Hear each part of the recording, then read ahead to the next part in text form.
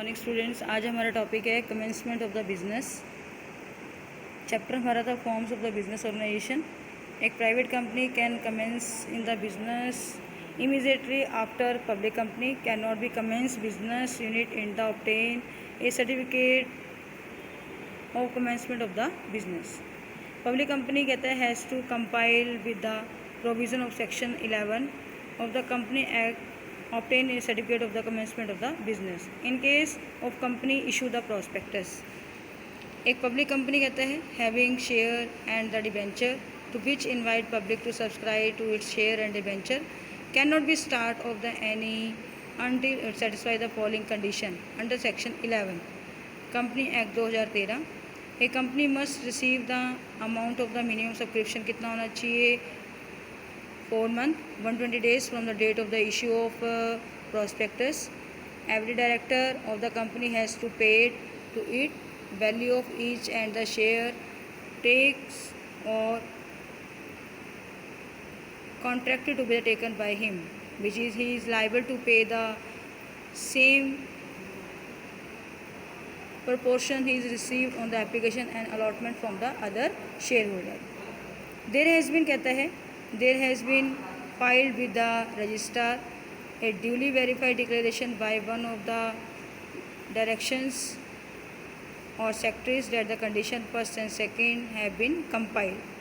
In case of company had issuing the prospectus, जब prospectus not issue करती है तो कहता है पब्लिक कंपनी वो कभी भी prospectus issue नहीं करती. Then they obtain the certificate of the commencement of the business following condition. A statement in the lieu of the prospectus has the prescribed in the registrar. Every director of the company has to pay for the share taken or the contracted in the allotment of the share in the same proportion allotment by the shareholder. There has been filed a declaration with the registrar by the direction or the secretary that the condition first and second hand be compiled with. ये सभी conditions fulfil करने के बाद कहता है कि formalities करने के बाद रजिस्ट्रार बाय द डायरेक्टर और सेक्रेटरी क्या करता है एक सर्टिफिकेट इशू करता है. सर्टिफिकेट कहता है is conclusive evidence that the company is entitled to commence it the business. Specimen दिखाया हुआ है आपके सामने, जैसे कि आपके पास लिखा हुआ है certificate of the commencement of business. I hereby certified that, यहाँ पर नाम आ जाएगा कंपनी का नाम लिमिटेड ऑफ द नई Delhi which was the incorporated that date 2019 and which has been duly filed a statutory declaration in the prescribed form in the condition of the section 149 is titled the commencement of the business. एक तरफ क्या लिखेंगे seal of the registrar आ जाएगा और एक तरफ क्या आ जाएगा बच्चे registrar of the company Delhi. Next देखिए बेटा मेन डॉक्यूमेंट क्या है. Main document of the use in the company organization first of all आता है memorandum of association, article of association और प्रोस्पेक्टस. मेमोरेंडम ऑफ एसोसिएशन में क्या कहता है the memorandum of association is an the important document है company का. Memorandum of association के अंदर कंटेन करते हैं those conditions on basis which A company is incorporated. A company cannot be incorporated without it. In this document, the right or objective of the company are defined किए जाते हैं. In fact, foundation stone on the which a company form of the organization to as a house. This document works as a boundary wall for the company.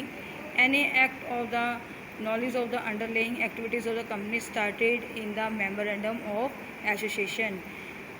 If a person enter into the contract with a company which is outside the scope of the declaration of the company will not be found by the contract. मेन एम क्या होता है company के अंदर to tell the space of the company activities to the share holder person who transacts with the company. Contents दिए हुए इसमें कौन कौन से first name clause, object clause और capital clause. First of all हम करेंगे इसके अंदर नेम क्लॉज. नेम क्लॉज क्या कहते हैं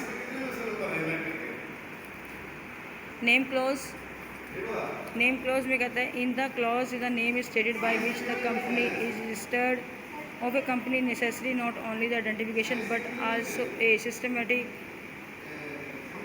existence. A company has full independence to select its name. Thus a company name itself while choosing a name the following statutory restraints be kept in a mind. First, must not be undesirable in the opinion of the central government. क्या कहता है इसके अंदर section 20 के अंदर company act के अंदर company will not be registered by the company act is considered undesirable and the objectionable by the central government. Remembers resemble the name of the existing company or which is the identified the consider objectionable by the central government. Must not be prohibited under amendments and the names. 1950 के अंदर कहते हैं इस act के अंदर no company can use the word like emperor empire without the royal state queen without the approval of the central government. From this name, pictures and seal of the UNO and the WHO. Seal of the central government's local authority and also use of the Indian national flag.